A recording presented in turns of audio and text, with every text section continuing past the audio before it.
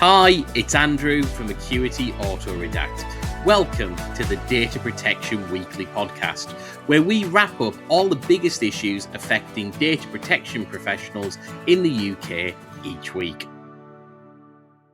Every company, organisation or public sector body will have a skeleton in its data closet, and you probably know what I'm talking about. It's that humming server in the back of a cupboard, or that archaic CRM from 2012 that you forgot to shut down because, someone might need it someday.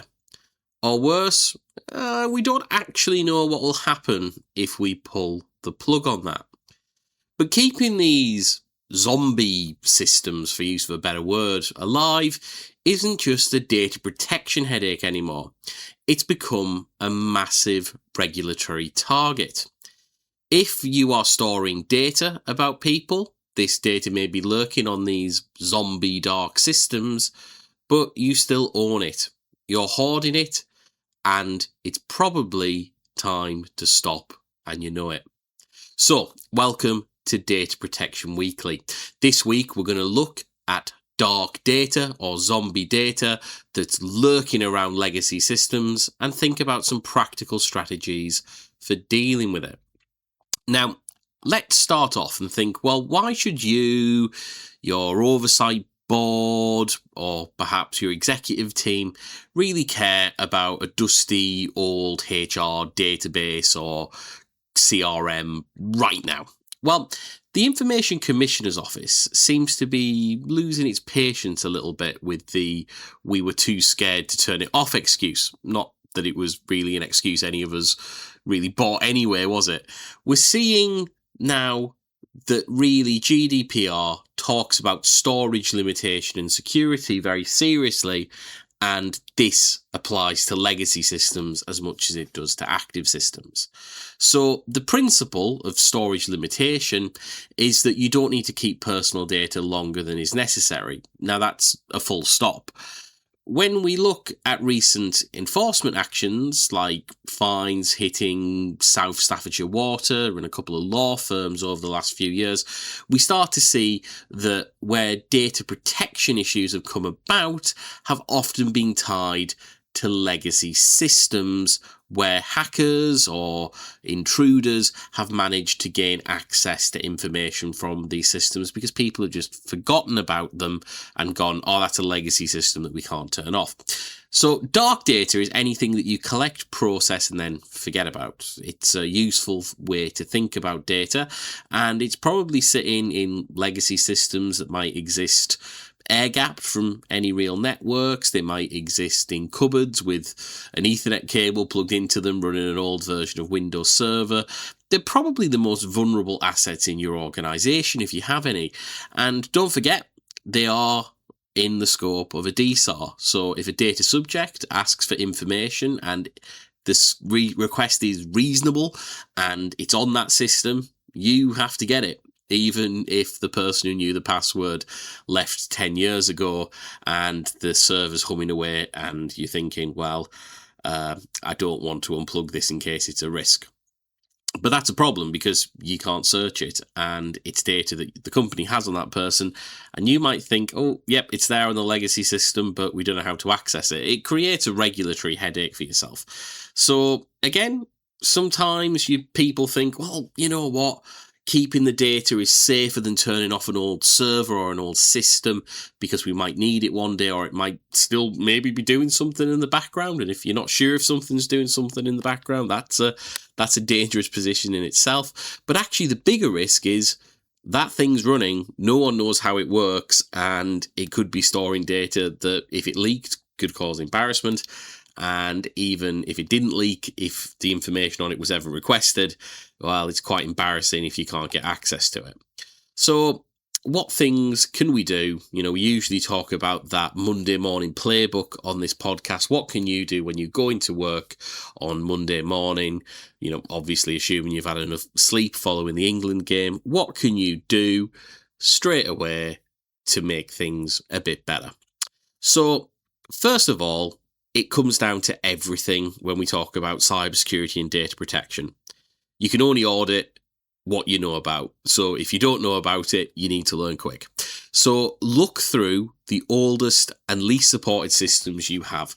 Go around with a checklist and look at any old servers that are listed on hypervisors, any old servers that you see in cupboards. Write down what this is and what it does. And if there's anything that doesn't match your official asset list, get worried, because anything could be on it and you need to maybe dig. Maybe look through emails, maybe look through all documentation, see what that thing does. And if you're not sure, speak to your IT department, see if they know. And, if you have the right tools, you can see what connections that system is doing. A great tool is Nmap. So if you run an Nmap scan of a device, it'll show what ports are open. So you might be able to connect to whatever's on that device with a web browser. And it might be, Tim installed it 10 years ago and it contains some old CRM that the company used to use. Well, if it's not in use now, let's just unplug it. Let's just wipe it, because it's not doing anything, and you don't have to do that immediately. You can take a pragmatic approach. You might decide that actually, let's unplug it on Monday and see if anybody complains for about 3 weeks. And if no one does, it's probably safe to wipe it. So that's one thing that you can do. And the second thing I want you to think about is the concept of the data lifeboat. You don't have to keep a sinking ship afloat just to save a few passengers. So if a legacy application is being used by like 2 or 3 people, but actually it needs to go, it's past its sell-by date and it's storing an unreasonable amount of data, you could think, right, this is going to be a project. Turn it into a project that you manage.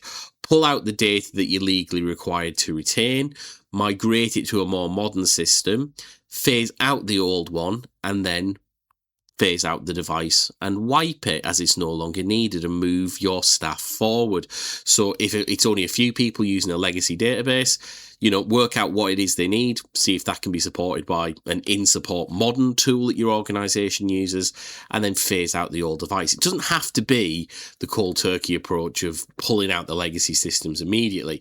You can give yourself a little bit of time and do it in a pragmatic way. In fact, it's probably sensible to do that. And then you've got to think about defensible decommissioning. This is where you actually flip the switch and turn something off. You need to document what is being turned off and removed. So one strategy you can do here is to go through the legacy system once you've got access to it, write down what's in it, make it really clear to all stakeholders that that data will be gone in, say, 15 days or 30 days, as soon as you're sure that the organization doesn't need it for any reason, and then say, actually, this data will be gone on this date. Is there anything that we need to retain for business purposes? And if nobody objects in, say, 15, 30 days, give them a short but reasonable amount of time to raise a potential issue. You can wipe it and keep a log of everything that was wiped. So if you ever did get a complaint saying, hang on, you didn't turn this information over when it was requested through a DSAR, you can actually say, oh, well, we got rid of this data because it was no longer required on this date. This was the auditing that showed it was a legacy system. We looked at the data that was on that. We had an internal consultation to see if we needed to retain the data for any organizational necessary reason that no one was aware of. It was discussed ethically and openly. And then when we discovered we didn't need it, we proactively then destroyed that data in compliance with the principle of storage limitation under UK GDPR. And that's a really good practice. You've gone through the process of actually seeing if a system that you've identified as legacy has anything on it that's needed. You've done an open consultation so that staff can voice an objection if actually the data is in active use and there is a reason to keep it. And then when you've determined there isn't a reason, you've enacted the actual ethical principle of storage limitation and destroyed it. No one can object to that, and then you don't have to worry about turning over whatever data's there because you've destroyed it in a really compliant and ethical way. So this is obviously against the backbone of decommissioning legacy systems always being scary. But if you do it in a controlled and sensible way, you can both improve your organization's security, you can ensure that everything is gone that doesn't need to be kept, And you can make sure that you are aware and auditing what information you have on a proactive basis. So let's get rid of that dark data. Let's decommission those zombie systems, but let's do it in a way that's pragmatic, safe, sensible, and aligned with the principle of good data protection ethics and the UK GDPR. Well, that's it for this week's episode of Data Protection Weekly. As always, if you do find yourself with a data subject access request and you're thinking, oh, this is going to take me so long to redact, do check out Acuity Auto Redact. We're on acuityautoredact.com. We'll scan the information you put in, all the documents, all the emails. We support PDFs, PSTs, Office documents, you name it. We support it. We will redact what we think is the best thing to be gone from that in terms of data that isn't within scope. And then you as the data protection professional can readjust and redefine how it does that. It categorizes the reasons for redaction against the reasons outlined in UK GDPR. And it just makes the job of performing a redaction for a DSAR just that much smoother. I've had somebody this week tell me it saved them about 100 hours over a month. So do check it out.